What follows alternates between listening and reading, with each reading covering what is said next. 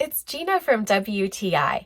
My favorite thing about this laundry detergent from doTERRA is that it is not smelly and does not make me sneeze. This is the On Guard liquid laundry detergent, and it actually has a whole 10 ml bottle of On Guard in the detergent.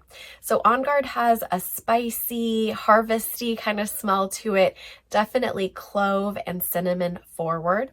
You'll notice that when you put it into your laundry machine, but your clothes are not going to smell like anything when you get them out.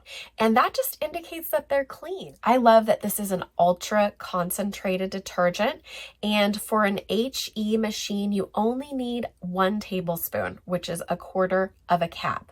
Now, I have a top-loading conventional machine, so I use 2 tablespoons or a half of cap, and sometimes we'll use a full cap when I'm laundering my husband's work clothes because he's a chimney sweep and he gets a lot of ash that needs a little bit more detergent to get rid of. I love that this uses enzymes to really target and lift stains, and it helps your clothes to get really clean. This is my preferred detergent because it's ultra concentrated, so I don't need much, and it does not make my clothes smell like anything. I really like that, and that's my point of view.